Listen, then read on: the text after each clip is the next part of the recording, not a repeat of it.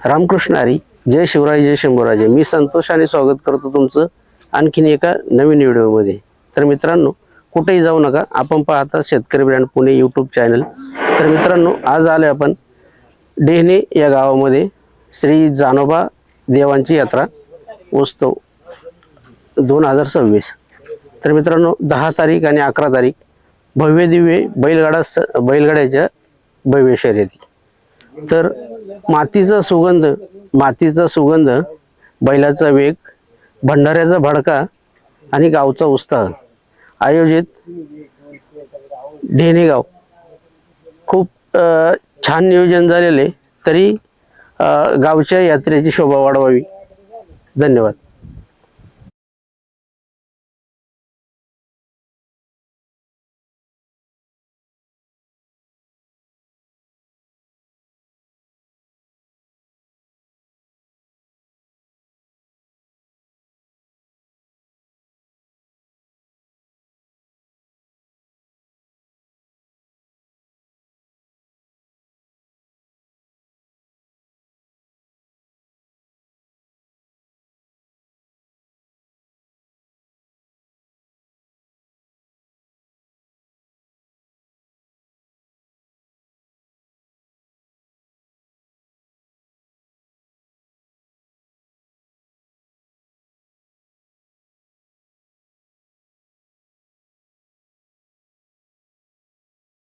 नमस्कार. तुमचं प्रथम नाव सांगा बरं. माझं नाव सीताराम सावळीराम कोरडे, या गावचा माजी सरपंच, यात्रा कमिटीचे अध्यक्ष.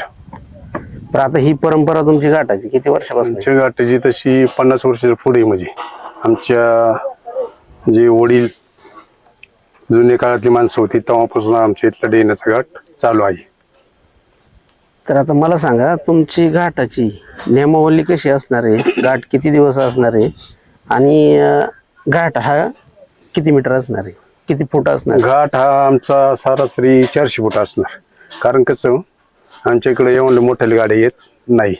आमच्या इकडे काही आमच्या पश्चिम पट्ट्यातली गाड्या असतात, बारीक गाड्या असतात, छोटे गाड्यावाले असतात. त्यामुळे थोडा वेळ घाट आम्ही कमी ठेवतो. आणि ते बाकी गाठ येत ना 410, 415 असतात. पण आम्ही 400 फूट ठेवणार आहे.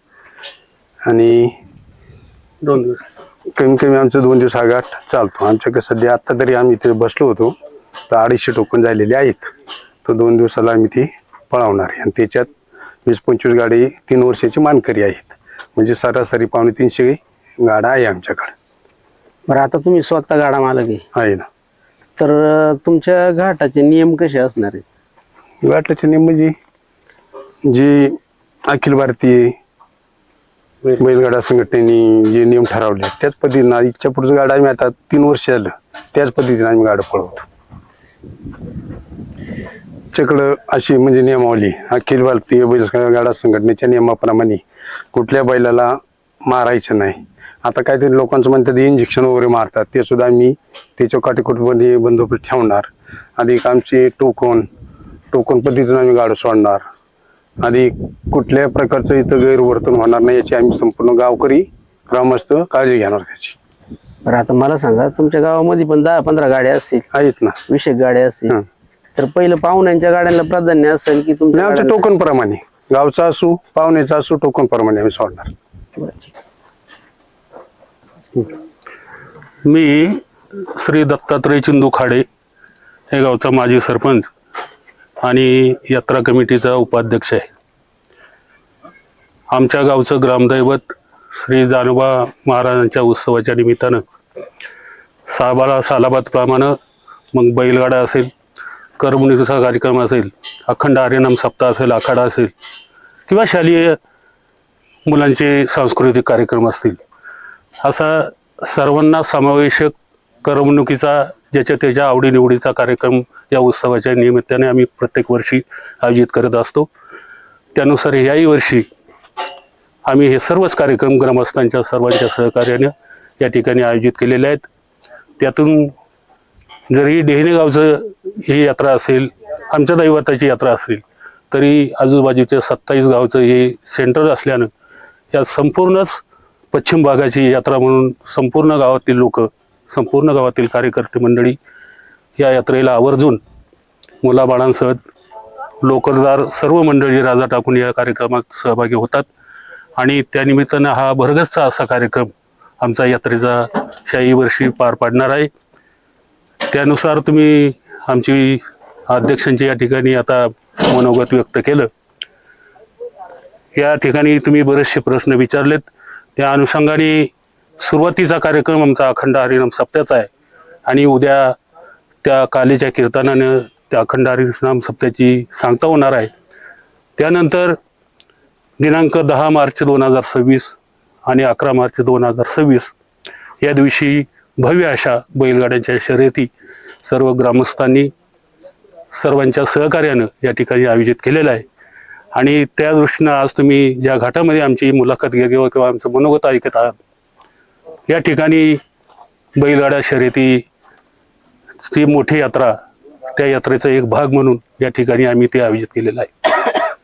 त्यानुसार या पश्चिम भागाचं वैभव आणि आमचाही स्वाभिमान अभिमान आहे की या ठिकाणी आम्ही या सर्वांच्या सहकार्यानं हा कार्यक्रम सादर करत असताना आणि संपन्न करत असताना या बैलगाड्याच्या अखिल भारतीय बैलगाडा संघटनेच्या सर्व नियम अटींचं पालन तंतोतंत यापूर्वी आम्ही करत आलेलो आहोत आणि याही पुढे ते करणार आहोत.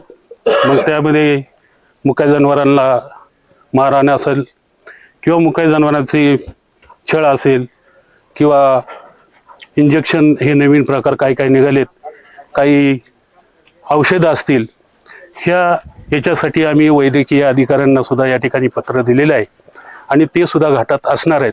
मग त्यांचं फिटनेस सर्टिफिकेट असेल, या सर्वांची जबाबदारी आणि खबरदारी आम्ही सर्वजण ग्रामस्थ या ठिकाणी या निमित्ताने घेणार आहेत. आत्ताच आमचे अध्यक्ष सीताराम शेठ कोरडे यांनी सांगितल्यानुसार आमच्या ग्रामीण भागामध्ये एवढे मोठे महागाचे आणि मोठमोठ्यांचे बैलगाडी नाहीत, परंतु एक आकर्षक बक्षीस ठेवल्यामुळं तालुक्यातली बरेचसे मोठमोठे बैलगाडा संघटनेचे अनेक नामवंत गाडा मालक सुद्धा या ठिकाणी येतात, सहभागी होतात, आमच्या यात्रेची शोभा वाढवतात. त्यामुळं हा घाट जरी सपाट असेल तरी पण 400 फुटाची आम्ही धावपट्टी या ठिकाणी ठेवलेली आहे. आणि आळ्याचा जर विचार केला तर अतिशय सुंदर आळं की बैलांना कुठल्या इजा होणार नाही, आळ्यातून बैल बाहेर निघणार नाही, गाडा मालकांच्या बैलाचं कोणाचे नुकसान होणार नाही, याची सुद्धा आमची तरुणही सर्व काळजी घेणार आहेत.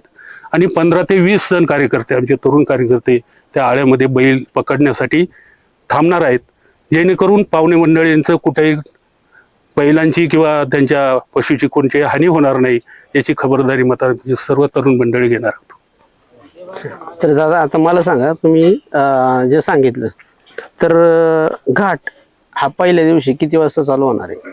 आता पहिल्या दिवशी आमच्या यात्रेच्या म्हणजे आमचा ग्रामदैवताचे उत्सव असल्यामुळं सकाळी आमचं 8 ते 10 वाजेपर्यंत हारतुऱ्याचा कार्यक्रम असतो आणि त्या हारतुऱ्याचा मांडवडाळाचा कार्यक्रम झाल्याच्या नंतर आमच्या गावची एकदा पुन्हा घाटाच्या नियोजनाबद्दल प्रत्येकावर जबाबदारी देण्यासाठी आम्ही त्या ठिकाणी नियोजनाची बैठक असते आणि ती बैठक झाल्याच्या नंतर 10 ते 10:30 वाजता आम्ही या ठिकाणी घाट सुरू करणार आहोत.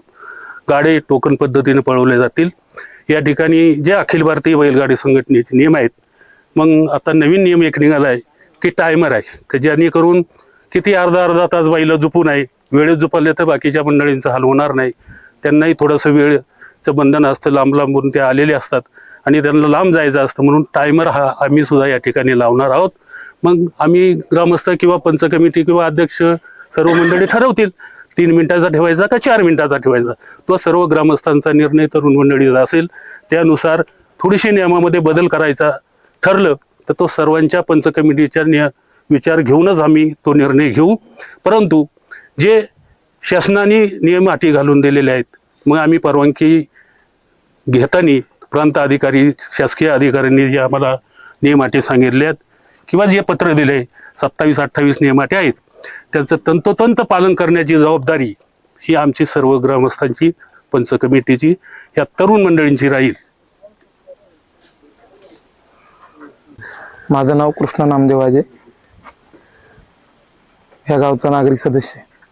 आता मला सांगा की पाहुण्यांची गाडी येणार आहेत, 2 दिवस गाडी आहे तुमच्या गावामध्ये, तर आता उन्हाचा कडाका आता इथं उभं राहून देत नाही, तर पाण्याची सोय आणि चाऱ्याची सोय कशी केलेली आहे? जे बैलगाडा क्षेत्रातील सगळं नियोजन आहे अखिल भारतीय बैलगाडा संघटनेच्या नियोजनानुसार सर्व यात्रा ही पूर्णपणे त्या नियोजनाने भरणार आहे.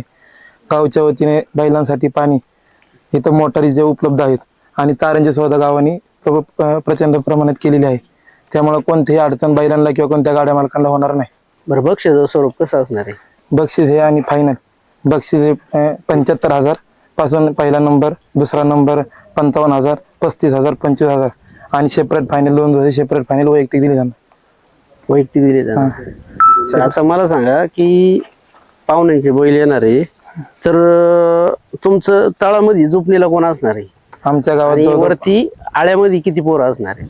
आमच्या गावात 5-6 बैलगाड्याच्या संघटनात 100-150 पोरं बैलगाडा संघटनेत काम करतात.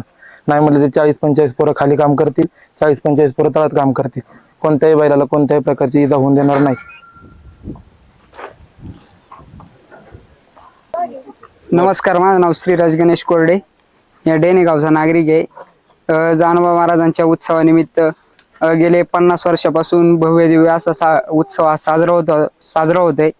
तर दरवर्षीप्रमाणे याही वर्षी खूप मोठं भव्य दिव्य असं बैलगाडा शर्यत असेल, आखाडा असेल, ऑर्केस्ट्रा असेल, तमाशा असेल, म्हणजे संपूर्ण असं मोठं नियोजन हे डेने गावाने केलेलं आहे. पश्चिम पट्ट्यात म्हणलं तर सर्वात मोठी यात्रा म्हणलं तर डेने गावकडे पाहिलं जातं.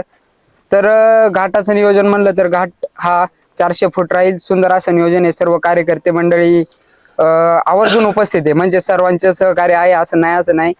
आणि घाटात म्हणजे सुंदर असं घाट, आळ सुद्धा सुंदर आहे, रॅकवरती सुद्धा. आता बाळा मला सांग की जेणेकरून घड्याळ मास्टर कोण असणार आहे आणि अलाउन्सर कोण असणार आहे? घड्याळावरती सालगावचे गव्हाणे आहेत, ते घड्याळ मास्टर आणि निशाण. कारण की काय होतं, गावचा घड्याळ मास्टर किंवा निशाण बहादर ठेवला तर काहींच्या मनात प्रश्न येतो, गावची बारी झाली का, आता मनात प्रश्न येतोच का आतून बारी झाली म्हणल्यावरती काही येत असेल तो येत असेल. तर त्यामुळे गावाने निर्णय घेतला की ह्या वर्षी आपण बाहेरून घड्याळ मास्टर व निशाण बहादर हे बाहेरूनच बोलवायचे. कोणालाही गालबोट लागला नाही पाहिजे. जानोबा महाराजांच्या कृपेने सर्व म्हणजे असं गाडे सर्वांना नियम सारखा दिला जाईल. कोणालाही गालबोट लागला जाणार नाही. लांबून गाड्या मालक येतात. गावचा असला तरी रॅकनी सोडला जाणार आहे आणि बाहेरचा असला तरी रॅकनी सोडला जाणार आहे. कोणालाही या कुठल्याही प्रकारची गालबोट लागणार नाही. म्हणजे आपले वाळद गावचे म्हणजे पश्चिम पट्ट्यात असतात, दामोशेठ लांडगे असतील, माऊली शेठ तळेकर असतील, पंकज शेठ शिंदे असतील, म्हणजे सर त्यांची टीम सर्वजण उपस्थित राहणार आहे. आता मला सांगा की जे घाटामध्ये जर बैलांना लागलं वगैरे तर डॉक्टरची सोय कशी झालेली आहे? नाही, बैलांना जर लागलं तर तसं आरोग्य विभागाच्या डॉक्टरला तशी कल्पना दिलेली. त्यांची टीम इथं घाटात उपस्थित राहून तत्पर त्याच्यावरती उपचार केले जातील. आणि जर माणूस हानी जर झाली, माणसाला लागलं तर त्याच्यासाठी काय केलं? नाही, माणूस हानी जर चुकून झाली तर त्यासाठी आरोग्य विभागाची ॲम्ब्युलन्स डेने PSC मध्ये उपलब्ध असल्यामुळे तत्काळ त्यांना सेवा दिली जाईल. तर धन्यवाद, तुम्ही वेळात वेळ काढून आज छान मुलाखत दिली. तर डेने गावाला 2 दिवसाचा जो घाट आहे त्याच्यासाठी माझ्याकडनं व माझ्या चॅनलकडनं खूप खूप शुभेच्छा. धन्यवाद.